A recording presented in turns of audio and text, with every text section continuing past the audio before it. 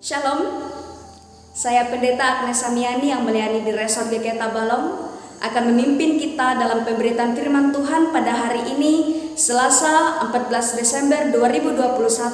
Sebelum kita membaca dan merenungkan kebenaran firman Tuhan, mari kita berdoa. Bapa yang Maha Kasih yang kami imani dalam nama Tuhan kami Yesus Kristus, inilah hidup dan kehidupan kami yang senantiasa menerima setiap anugerah yang datang daripada Tuhan. Baik itu kesehatan, kekuatan, nafas kehidupan, bahkan umur yang panjang. Sekarang ya Tuhan, kami mempersiapkan diri kami masing-masing untuk mendengarkan pemberitaan firman Tuhan. Tetapi kami sadar bahwa akal budi yang kami miliki sangatlah terbatas untuk memahami kebenaran firman Tuhan. Maka oleh sebab itu kami mohon, biarkanlah Tuhan menganugerahkan hikmat dalam kehidupan kami, agar kami benar-benar mengerti, bahkan melakukan firman ini dalam kehidupan setiap pribadi kami. Pakailah hamba-Mu ya Tuhan, pada saat ini yang menjadi alat dalam pemberitaan firman ini. Biarlah setiap firman yang disampaikan pada hari ini terjadi sesuai dengan kehendak Tuhan. Dalam nama Tuhan kami Yesus Kristus, kami sambut kebenaran firman Tuhan pada hari ini dengan penuh sukacita. Amin. Kisah Para Rasul pasal 28 ayat 23 sampai ayat 31. Ada dua judul perikop bagi kita pada hari ini. Yang pertama, pembicaraan dengan orang Yahudi di Roma, dan yang kedua, Paulus memberitakan kerajaan Allah di Roma. Saya akan membacakan dasar firman Tuhan bagi kita pada hari ini, mengalaskan dalam nama Tuhan Yesus Kristus. Lalu mereka menentukan suatu hari untuk Paulus. Pada hari yang ditentukan itu, datanglah mereka dalam jumlah besar ke tempat tumpangannya. Ia menerangkan dan memberi kesaksian kepada mereka tentang kerajaan Allah. Dan berdasarkan hukum Musa dan kitab para nabi, ia berusaha meyakinkan mereka tentang Yesus. Hal itu berlangsung dari pagi sampai sore. Ada yang dapat diyakinkan oleh perkataannya, ada yang tetap tidak percaya. Maka bubarlah pertemuan itu dengan tidak ada kesesuaian di antara mereka. Tetapi Paulus masih mengatakan perkataan yang satu ini. Tepatlah firman yang disampaikan Roh Kudus kepada nenek moyang kita dengan perantaraan Nabi Yesaya. Pergilah kepada bangsa ini dan katakanlah, kamu akan mendengar dan mendengar, namun tidak mengerti. Kamu akan melihat dan melihat, namun tidak menanggap. Sebab hati bangsa ini telah menebal, dan telinganya berat mendengar, dan matanya melekat tertutup, supaya jangan mereka melihat dengan matanya, dan mendengar dengan telinganya, dan mengerti dengan hatinya, lalu berbalik sehingga aku menyembuhkan mereka. Sebab itu kamu harus tahu bahwa keselamatan yang daripada Allah ini disampaikan kepada bangsa-bangsa lain, dan mereka akan mendengarnya. Dan setelah Paulus berkata demikian, pergilah orang-orang Yahudi itu dengan banyak perbedaan paham antara mereka. Dan Paulus tinggal 2 tahun penuh di rumah yang disewanya sendiri itu. Ia menerima semua orang yang datang kepadanya dengan terus terang dan tanpa rintangan apa-apa. Ia memberitakan kerajaan Allah dan mengajar tentang Tuhan Yesus Kristus. Bapak Ibu jemaat Tuhan, pemberitaan firman Tuhan pada hari ini saya berikan tema kecil bagi kita, yaitu milikilah pengharapan dalam Yesus Kristus. Ada seorang ibu yang memiliki 2 orang anak. Kedua anak ini memiliki pribadi dan karakter yang berbeda. Satu memiliki kecintaan tentang dunia seni, dia rajin membaca buku dan pula rajin belajar. Dan satu anak lagi suka menghabiskan waktunya hanya untuk bermain-main saja. Suatu hari sang ibu membelikan 2 jenis mainan istana kepada anak-anaknya. Mainan istana tersebut terbuat dari 2 bahan yang berbeda. Satu terbuat dari bahan plastik dan satu lagi terbuat dari bahan kertas origami. Anak yang memiliki kecintaan tentang seni ini memilih mainan istana yang terbuat dari bahan kertas origami. Karena menurutnya, sekalipun itu adalah hal yang sederhana, adalah bentuk yang sangat sederhana sekalipun, tetapi ia melihat di dalam kesederhanaan itu ada keindahan, ada kerumitan, terlebih-lebih ada makna karakter estetik. Dan anak yang kedua yang menghabiskan waktu hanya untuk bermain-main saja, memilih mainan istana yang terbuat dari bahan plastik.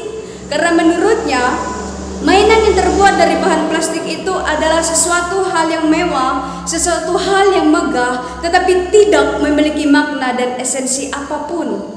Nah, Bapak Ibu Jemaat Tuhan, pertanyaannya bagi kita pada hari ini adalah, jika kita menjadi anak-anak di dalam ilustrasi ini, kita mau menjadi anak yang seperti apa? Apakah kita menjadi anak yang memandang sesuatu sekalipun terlihat sederhana, tetapi memiliki keindahan, memiliki karakter estetik, ataukah kita menjadi anak yang hanya memandang dengan kemewahan, memandang sesuatu dengan kemegahan, tetapi kita tidak menemukan ada makna esensi apapun. Bapak Ibu Jemaat Tuhan, demikian pula orang Yahudi memandang kerajaan Allah hanya dengan kemewahan dan kemegahan. Sebab itu mereka menggambarkan kerajaan Allah hanya memiliki kejayaan dalam bentuk fisik. Teks pada hari ini memperlihatkan kepada kita ada pertemuan antara Paulus dan orang-orang Yahudi di Roma. Mereka berbicara tentang kerajaan Allah dan konsep mesianik tentang Yesus. Ketika Paulus pada saat itu didatangi oleh orang-orang Yahudi, mereka bercakap-cakap pada saat itu berlangsung dari pagi sampai sore. Ini adalah kesempatan yang sangat baik menurut Rasul Paulus untuk memberitahukan dan menerangkan konsep kerajaan Allah yang benar dan apa yang diketahui tentang Yesus Kristus, agar Paulus pada saat itu dapat meyakinkan kepada orang-orang Yahudi tentang Yesus adalah Mesias. Paulus menerangkan kerajaan Allah adalah kekuasaan Allah dalam karya penyelamatan yang adalah kebenaran, damai sejahtera dan sukacita. Paulus juga meyakinkan mereka tentang Yesus yang hadir dalam hidup ini adalah untuk menebus umat manusia dari belenggu dosa. Dari pernyataan Paulus ini, Bapak Ibu Jemaat Tuhan, memunculkan ada dua respon antara orang Yahudi pada saat itu. Yang pertama menerima dan kedua menolak. Mereka menerima pada saat itu karena mereka tersadarkan melewati perkataan Paulus. Mereka percaya tentang perkataan Paulus. Mereka mengerti tentang kehadiran mesianik dalam konsep kerajaan Allah, yakni kehadiran Yesus Kristus untuk menebus umat manusia dari belenggu dosa. Dan bagi mereka yang menolak akan perkataan Paulus ini adalah mereka yang menginginkan kehadiran mesianik untuk memulihkan kerajaan Israel secara fisik, mengembalikan kejayaan yang pada saat itu pernah terciptakan dan pernah mereka alami dalam keturunan bahkan nenek moyang mereka pada saat itu. Sehingga Bapak Ibu Jemaat Tuhan, sampai sekarang orang Yahudi masih menantikan kehadiran Mesias karena mereka tidak menerima kehadiran Yesus sebagai Mesias. Melihat hal ini, Bapak Ibu Jemaat Tuhan, Paulus mengatakan kepada orang-orang Yahudi bahwa tepatlah firman yang disampaikan Roh Kudus kepada nenek moyang kita dengan perantaraan Nabi Yesaya. Dalam ayat 26 dan ayat 27 saya bacakan demikian. Pergilah kepada bangsa ini dan katakanlah, kamu akan mendengar dan mendengar namun tidak mengerti. Kamu akan melihat dan melihat namun tidak menanggap. Sebab hati bangsa ini telah menebal dan telinganya berat mendengar, dan matanya melekat tertutup, supaya jangan mereka melihat dengan matanya dan mendengar dengan telinganya dan mengerti dengan hatinya, lalu berbalik sehingga aku menyembuhkan mereka. Injil yang sesungguhnya menurut Rasul Paulus itu diberitakan hanya kepada orang-orang Yahudi. Tetapi melihat respon orang Yahudi, ada yang percaya, menerima, dan ada yang menolak. Di saat itulah Bapak Ibu Jemaat Tuhan, Rasul Paulus tergerak hatinya untuk memberitakan kerajaan Allah itu disampaikan bukan hanya kepada orang-orang Yahudi, melainkan kepada semua bangsa. Agar kerajaan Allah keselamatan dari Allah ini diberitahukan kepada bangsa-bangsa lain, sehingga keselamatan tersebut tidak ditujukan kepada orang-orang tertentu, melainkan ditujukan kepada semua orang. Dari percakapan pada hari itu, Bapak Ibu jemaat Tuhan, mulai ada perbedaan paham antara orang-orang Yahudi, sehingga mereka dalam teks ini dijelaskan, mereka pada saat itu bubar, tidak ada titik temu dalam kesesuaian paham mereka, sehingga daripada saat itu orang-orang Yahudi ada yang percaya tentang kerajaan Allah dan Yesus, dan ada yang menolak.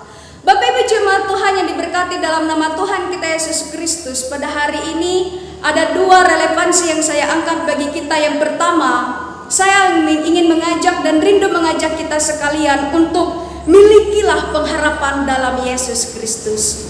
Pengharapan seperti janji kedatangannya. Sebab pengharapan itu adalah sauh yang kuat dan aman bagi jiwa kita. Saat kita memiliki pengharapan tentang janji kedatangannya, maka dalam nama Yesus kita tidak akan tergoncangkan oleh keberadaan, perubahan zaman dan kehidupan ini. Kita akan tetap berpegang teguh kepada janjinya, dan kita akan semakin kuat, tidak akan terobang-ambing karena ada dasar yang sudah kita bangun, yaitu pengharapan yang pasti di dalam Yesus Kristus. Yang kedua, Bapak Ibu jemaat Tuhan, kehadiran Yesus Kristus sebagai bentuk kesaksian pemberitaan Injil. Inilah konsep mesianik yang benar yang patut kita imani. Yesus Kristus hadir ke dalam dunia ini bukan hanya melepaskan kita dari kekhawatiran, bukan hanya melepaskan kita dari penderitaan, bukan hanya melepaskan kita dari penjajahan, tetapi lebih daripada itu, Yesus Kristus hadir dalam kehidupan ini adalah untuk membebaskan umat manusia dari dosa. Meskipun kedatangan Yesus Kristus ke dalam dunia ini, dia datang dengan penuh kesederhanaan, tetapi dia memiliki kuasa untuk menebus umatnya dari dosa.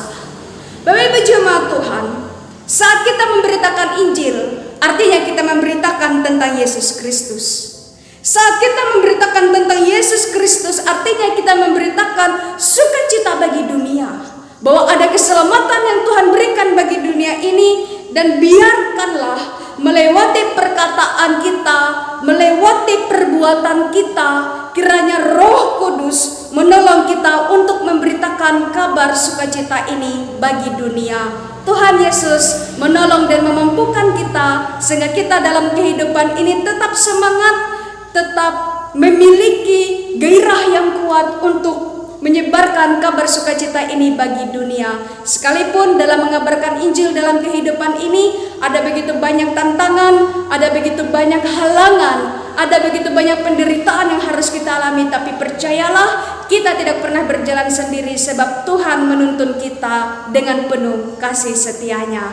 Amin buat firman Tuhan. Bapak jemaat Tuhan, mari kita berdoa. Tuhan Yesus, terima kasih atas waktu dan kesempatan yang sudah disediakan dalam kehidupan kami untuk bersama-sama mendengarkan pemberitaan firman Tuhan. Kiranya apa yang telah kami baca, kami simak dan kami petik pelajaran daripada firman Tuhan pada hari ini senantiasa dimeteraikan dalam loh hati kami masing-masing. Terus berikan kepada kami kekuatan ya Tuhan, doronglah kami dengan penuh kuasa Roh Kudus-Mu, agar kami tetap semangat dan penuh sukacita melakukan setiap firman yang telah kami dengarkan, baik melewati perkataan dan perbuatan kami. Kami berdoa ya Tuhan kepada setiap orang pada saat ini yang tengah menderita sakit, berikanlah kesehatan dan kekuatan dalam kehidupan mereka. Berkatilah ya Tuhan kepada setiap pribadi yang pada saat ini hidup dalam kekhawatiran, hidup dalam kebingungan, bahkan dililiti oleh permasalahan hidup. Kiranya Tuhan menjadi sumber penolong dalam kehidupan mereka, akan memberikan yang terbaik, baik itu jalan, keputusan, pilihan hidup, bahkan terlebih-lebih terjadilah rencana Tuhan di dalam kehidupan mereka.